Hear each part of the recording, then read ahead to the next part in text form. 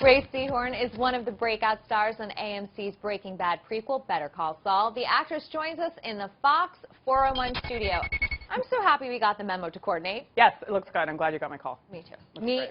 too. So you play a very powerful woman on television, but a lot of Hollywood actresses say that those roles are few and far between. What do you think about that?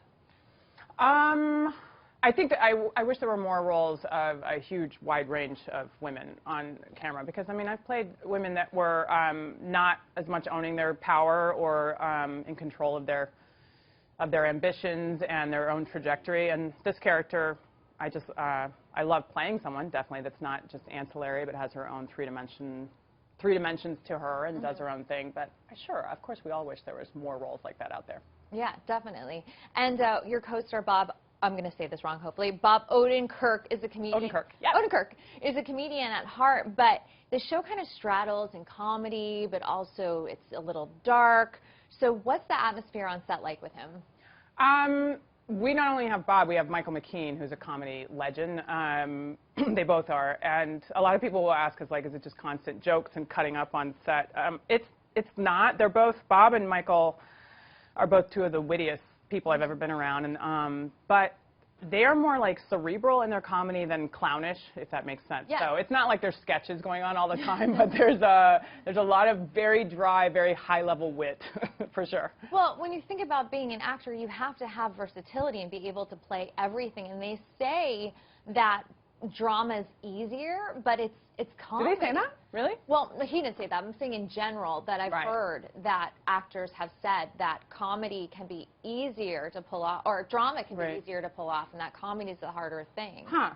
Well, I mean, certainly there's a lot been said about Peter Gould and Vince Gilligan, our creators for the show, that they are willing to take the risk to audition known comedian people, and even in Breaking Bad, of course, Bryan Cranston coming from Malcolm in the Middle and stuff, but they're not afraid to test those limits. So in that way, I think that they do follow suit with the idea that often somebody who's a gifted comedian has a darker side to them and can do drama as well, which I'm thankful for. I was doing a lot of sitcoms, but in theater I did just as much drama as comedy, so I was definitely happy that I wasn't judged for that. You can get pigeonholed. So it's nice that they see it bigger than that. Yeah, yeah, but you're very nuanced in anything that you do, and that comes across, especially that you've gotten great reviews for your role in the show.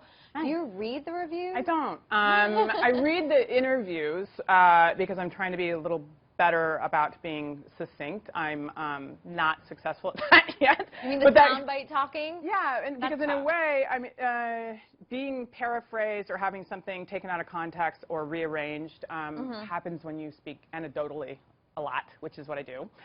So I'm working on that, but the reviews, the straight-up reviews, I don't read them. I'm too thin-skinned. Always have been. Really? Even the good ones can mess you up. Well, you know, Taylor Swift actually said that once, and you would think at her level... I do a lot of stuff that Taylor Swift does.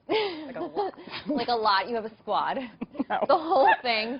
No, but Taylor Swift has even said that at her level, it's very hard for her to read the reviews, and people say, well, get a tough skin. If you don't want to have a tough skin, you shouldn't be in the business. I feel like I'm paid to have a thin skin. Yeah, right. To have your emotions at the ready. Like, no. I'm not tough at all. You have to be sensitive and empathic and compassionate in order to be able to play against other people. So I agree with that. I would like to not care as much. I think that, you know, to be okay with, like, one person cannot like your work, that's okay. That's a good goal, but not being insensitive. Well, there is that expression that if you hear one boo, even though you're getting a standing ovation, you'll hear that one boo instead. Oh, every actor I know can quote their most hideous review, as can I, but can't remember the 50 that were great.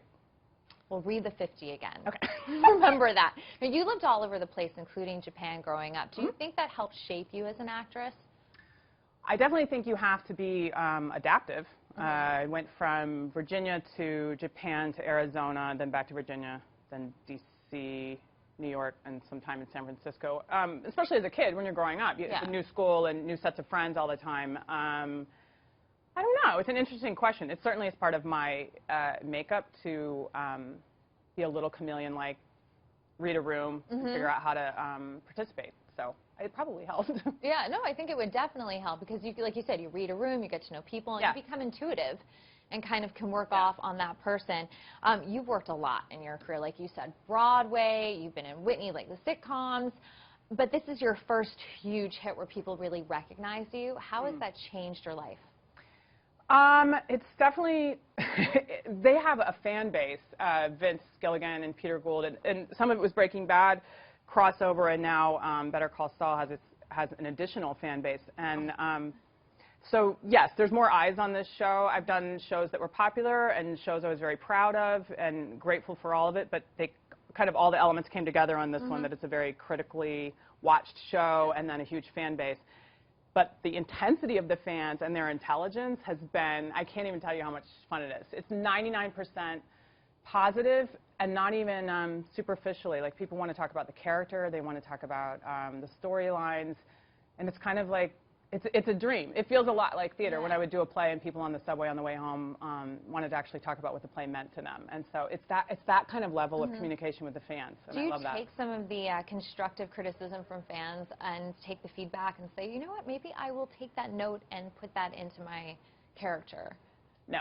You're like, don't waste your breath, fans. Well, a lot of them have story ideas, and that's completely out of my hands. Right. So most of the time, like, the constructive feedback has to do with things people would just like to see, and some of them are very sweet, like, please God, let Kim be working next to Cinnabon and stuff like that in the future in the episodes. But yeah, it's story stuff, which Vince and Peter, they're reassembling the writer's room for season 3 in the next couple of days, and they don't know what it's going to be. We have no idea. I don't even know which time frame it will take place in or what's going to happen. I don't know a thing, so I can't help with that. Ooh. Well, it makes us more intrigued not to know. Good. Okay, good. Well, thank you for joining us today. Thanks for having me. It's been a pleasure. All right, guys, Better Call Saul airs Mondays at 10 p.m. Eastern on AMC, and be sure to follow Ray on Twitter at Rhea Seehorn for Fox. I love talking to fans on Twitter. Good, but she won't take your notes. So. Sorry, not about the writing. For Fox 4 and 1, I'm Diana Falzone.